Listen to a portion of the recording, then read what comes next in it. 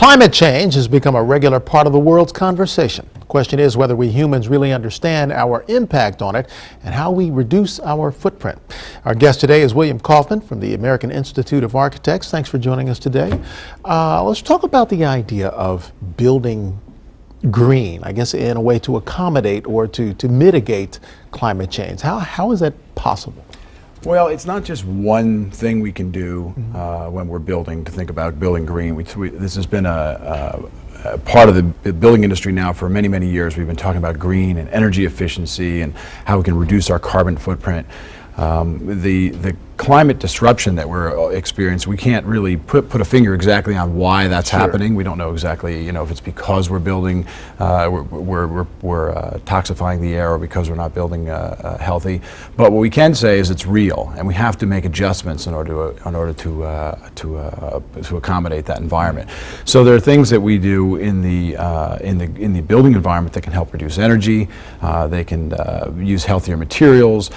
In the wake of these storms that we've been experiencing, particularly here on the East Coast, a lot of things happen with the storm surges. They take all of these materials and they wash them out to sea. They wash them into the rivers and streams. So we have to think about the type of materials we're using within those environments and what happens to them once they're deployed into the environment. And I would imagine also thinking about where we build. I mean, if you look at the Barrier Island, that's not really the smartest place to build it because you're going to get hit sometime.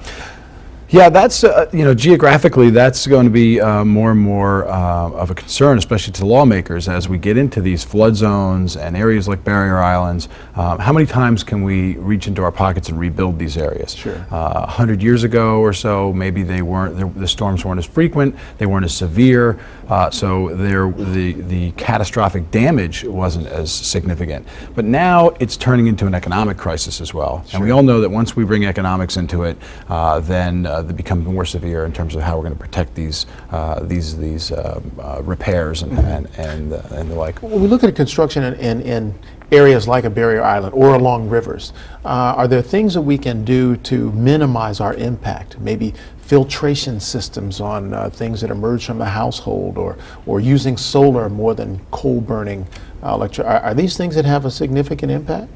Well, all those things have an impact, and it's just like we talk about when you talk about the health of an organism or even a person, even our own physical health.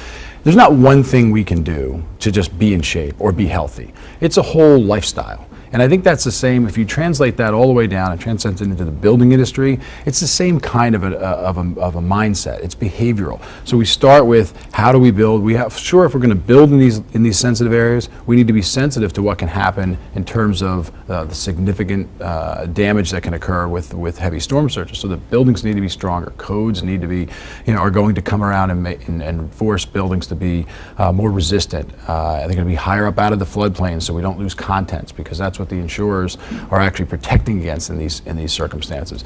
But then right down to our behavioral changes, our usage. How do we, right now the idea of solar and other renewable energies is still relatively new. We're using a very small percentage of our energy from renewable resources.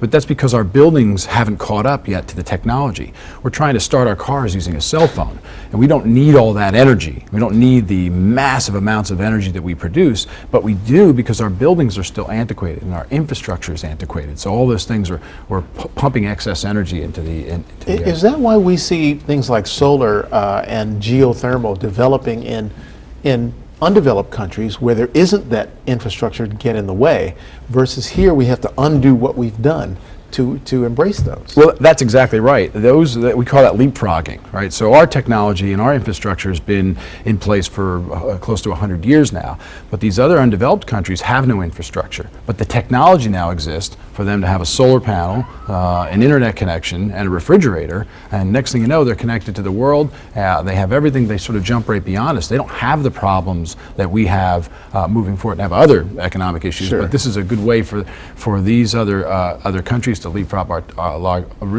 our technology and our infrastructure. And it doesn't take a lot to look around, especially after a big storm, to see that it's not built for what we have today. Sure.